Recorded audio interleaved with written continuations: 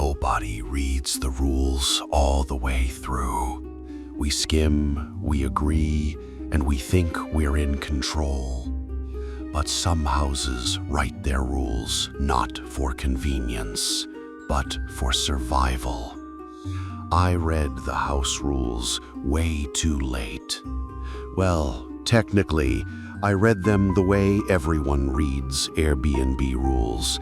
I skimmed them, caught the words "no smoking" and "no pets," tapped "agree," and hit the road.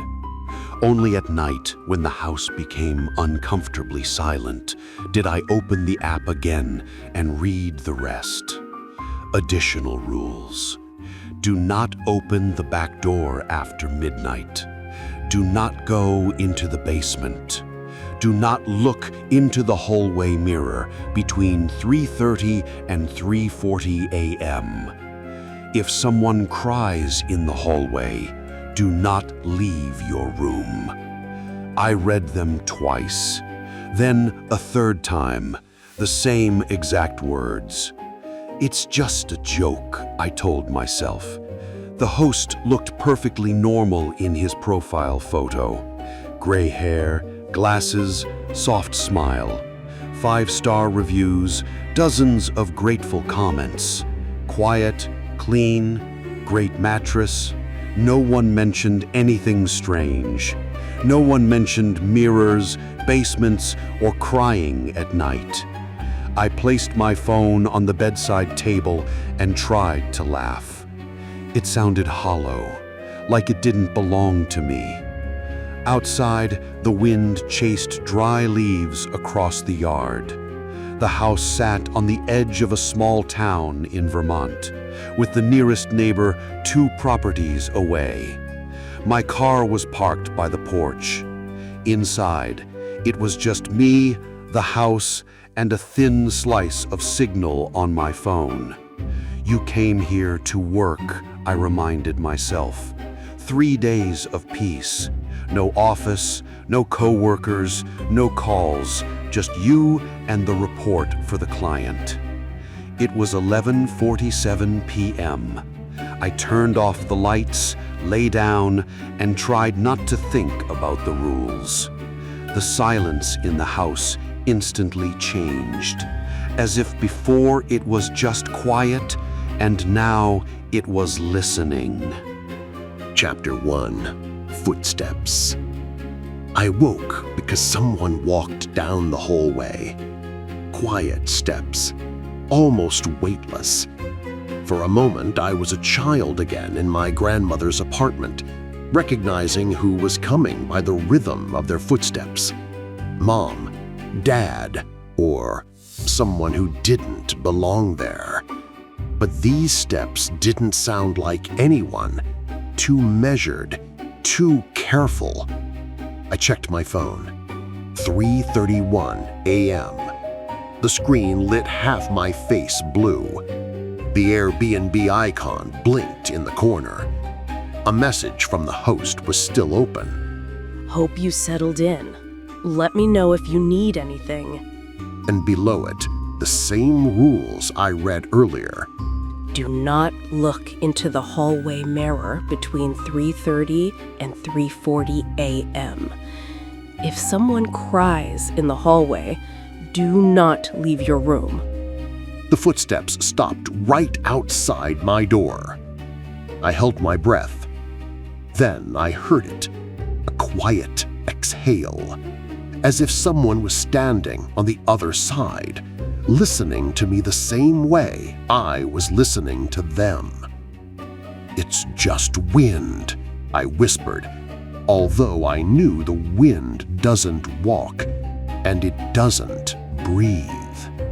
The door didn't rattle or creak. It stood perfectly still. White wood, round bronze handle. A minute passed. Then another one. Nothing. I almost convinced myself I imagined it, until someone began crying in the hallway. Not movie crying, not dramatic sobbing. It was quiet, stifled, The kind of cry a grown person makes when they're trying not to make any noise at all. But pain leaks through anyway. Cold shivers crawled up my spine and touched the back of my head. Do not leave your room. I let out a shaky breath and pulled the blanket up to my chest like a frightened child. My phone lay next to me, screen dark. I could have turned on the flashlight, looked out, checked. But that was exactly what I didn't want to do. The crying didn't stop. Sometimes it faded into muffled whimpers, only to return stronger. "Hey, are you okay?" I whispered, having no idea who I was talking to. The crying cut off instantly. The silence that followed was so heavy I could hear my pulse thumping inside my ears. I waited. Nothing. 5 minutes later, I fell asleep again, slipping into a broken, uneasy dream where someone stood behind the door, either waiting or counting. Chapter 2. The Morning Mirror. Morning felt normal, bright, even cheerful. The kind of morning where you forget nightmares in the sunlight. There was a note waiting for me in the kitchen. Neat handwriting, taped above the coffee machine. Welcome. Make yourself at home. Milk, eggs, and bacon are in the fridge. Coffee machine to the right of the sink. Instructions in the drawer. P.S. The mirror in the hallway is an antique. Please handle with care. My eyes immediately flicked toward the hallway. The mirror hung directly across from my room. Big, heavy, framed in dark wood with patches where the varnish had worn off. The glass looked slightly faded, like something pulled out of an old film set.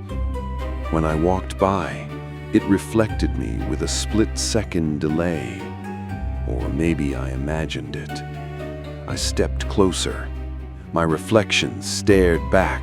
Same hallway behind me, same t-shirt, same bedhead. No shadows, no strange figures, nothing out of place. Do not look into the hallway mirror between 3:30 and 3:40 a.m. What was supposed to happen at that time? Did the mirror wake up, show your true self? Or was it just a creepy joke left by a previous guest, preserved by the host to freak people out? I tried to remember if anyone mentioned it in the reviews. No eerie stories, no local legends, just quiet house, clean, great value.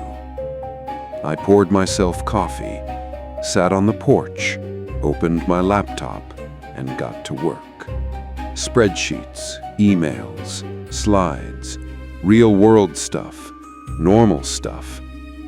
By lunchtime, I'd already filed last night's crying under weird noises and sleep deprivation. In the daylight, the house was just a house. Only sometimes, when I walked past the mirror, I had the odd sensation that its reflection watched me a fraction too long, that its head stayed turned toward me a moment after I'd already looked away. I whispered to myself, "You just need sleep and less caffeine." Chapter 3. Do not look at 3:30. I left the bedroom door slightly open again on the second night. Ridiculous, really. A grown man in his 30s with a mortgage, bills, a credit score, afraid to close a door in a rented house. I chose a compromise, a 2-inch gap, just enough to see a strip of hallway light. The wind picked up outside, branches tapping against the roof. A wooden house breathes at night. Boards expand, nails click, beams creak like someone whispering under their breath. I fell asleep a little after midnight. Woke up without an alarm. 3:29 a.m. Apparently, my brain wanted to participate in this horror show. The hallway beyond the door was pitch dark. The host suggested leaving a nightlight on, but I never found one, and it didn't occur to me to turn on an overhead light. This time, it wasn't quiet. Something hit the wall, a dull thump, not heavy, not violent, just close. Then another, like a body brushing the narrow hallway or someone dragging fabric along the walls as they walked. 3:30. My phone lit up like a flare as I checked the time. The minute tick had barely landed. Do not look in the hallway mirror between 3:30 and 3:40. Footsteps grew closer, clearer. Slap, slap.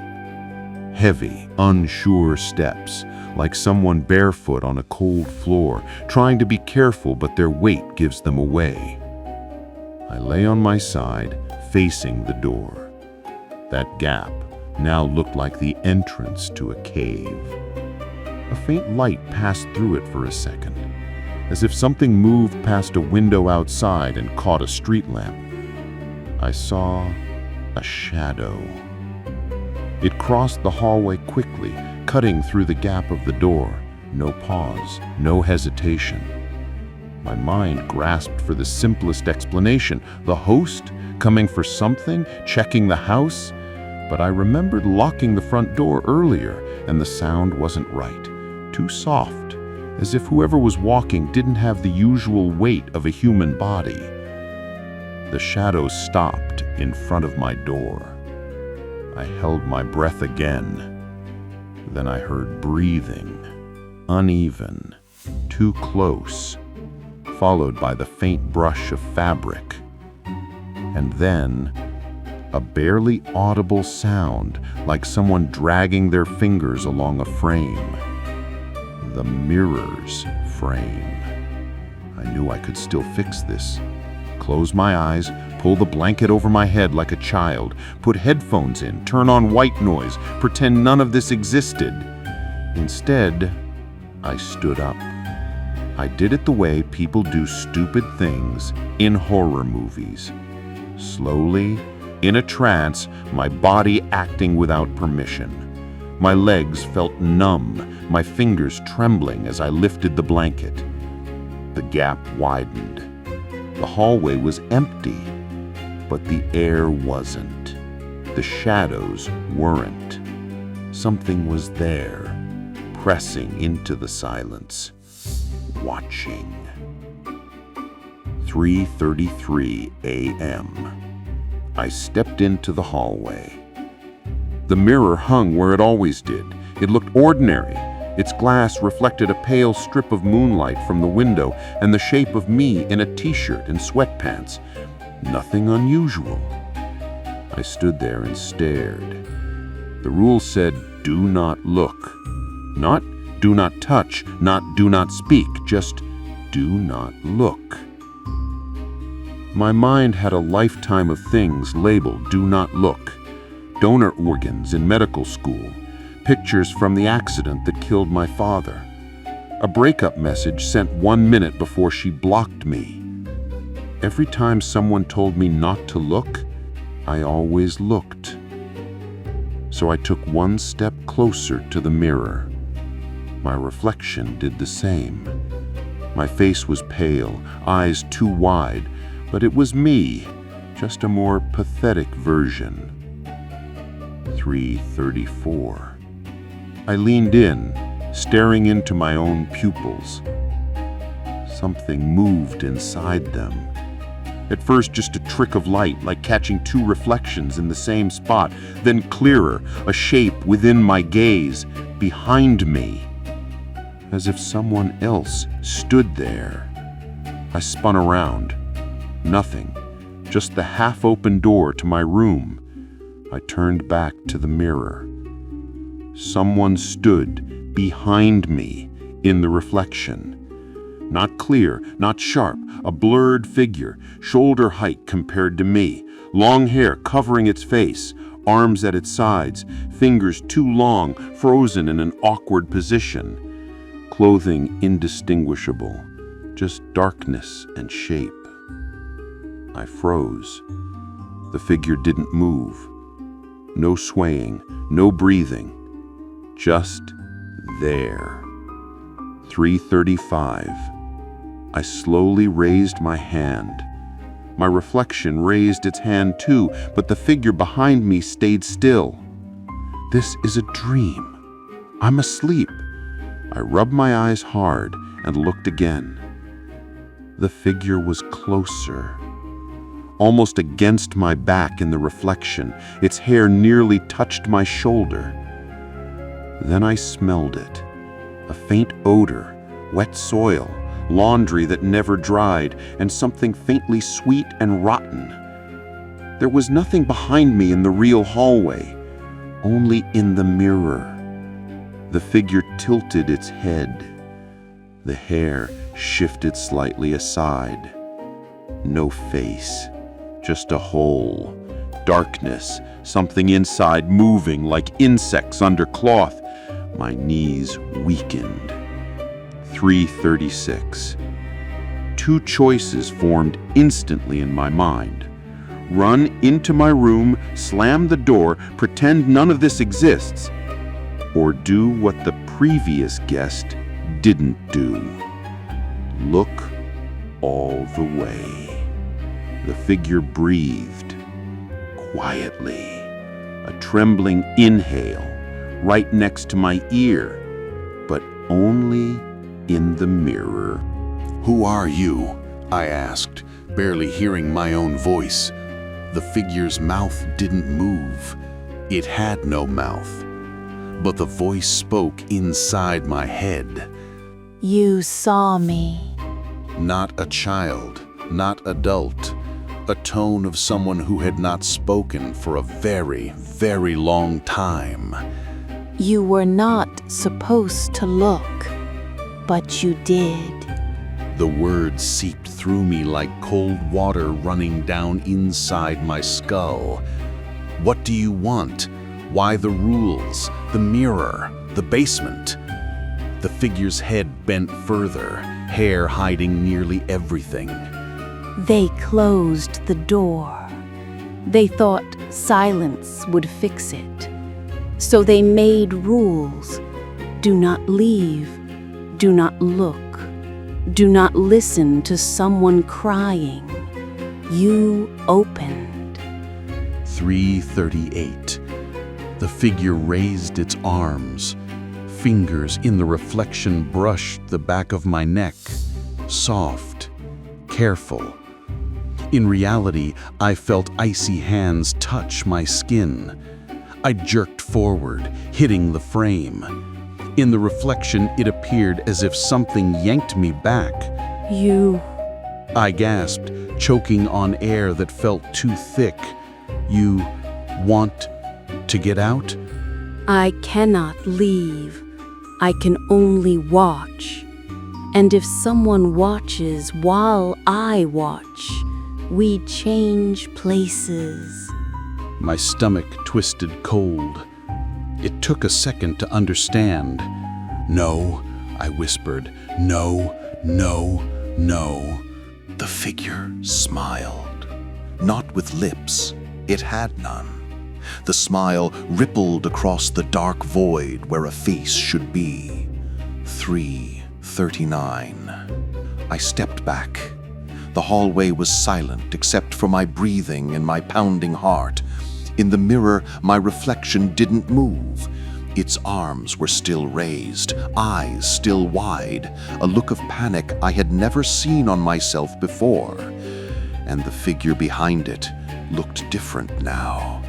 Its hair shorter, shoulders broader, clothing turning pale like a t-shirt and sweatpants, its body shape slowly shifting, resembling me. If you walk away now, You will wake up in your bed and call this a nightmare. You will never come back, and I will watch you from here for the rest of your life. The hallway light flickered. I blinked instinctively. In that fraction of a second, with my eyes closed, I realized my mistake. When I opened them, everything had changed. The mirror reflected an empty hallway. The door to my room was shut, and my reflection was gone. Chapter 4. The Other Side. I stood in darkness. Not in the hallway. Not in my room. Somewhere else. A narrow space, like being trapped between two walls. Everything around me was black and glossy, like endless sheets of glass. And far ahead, like the end of a long tunnel, I saw the hallway, the mirror, and a thin strip of light. In that hallway, I was standing. He stepped closer to the mirror and leaned in, staring not at himself, but at me, at whatever was left on the other side of the glass. His face was my face, just slightly calmer, as if he had already accepted what happened. I tried to scream, to slam my fists against the glass, but the sound vanished into nothing. No one heard. Do not look into the hallway mirror between 3:30 and 3:40 a.m. Somewhere in the house, an alarm went off, a cheerful morning tune, horribly out of place, crawling through the walls like a wet worm. If someone cries in the hallway, do not leave your room. I realized I was crying, quiet, strained psalms, just like the person crying last night in the corridor. But here, behind the glass, no one could hear it. The crying didn't help. It didn't release anything. It just tore at my chest and dissolved into blackness. Out in the hallway, the light grew brighter. The other me, the one in my place, straightened up. He reached for the bedroom light switch, smirked at something to himself, and walked away. The mirror overlooked an empty hallway. I remained on the other side. Chapter 5. The Ones Behind the Glass. I don't know how much time has passed. There are no clocks here, no day or night. Sometimes the hallway light becomes softer or harsher, and I think maybe that's morning, maybe that's evening. Sometimes other people appear in the corridor. Small figures with suitcases, tall ones in business suits, couples laughing and nudging each other. They pass by the mirror, sometimes glancing at it, sometimes not. They don't see me. To them, it's just an old piece of glass. Sometimes someone cries in the hallway at night. I know who it is. It's the ones who were here before me. Occasionally, I can see them. Not clearly, not like reflections, more like silhouettes passing on the opposite side. I feel how they cling to every glance that lingers on the mirror longer than it should. The house rules aren't meant to protect guests from something supernatural. The rules are meant to protect guests from us, from those trapped between the glass and the wall, from those who stared too long when they should have turned away.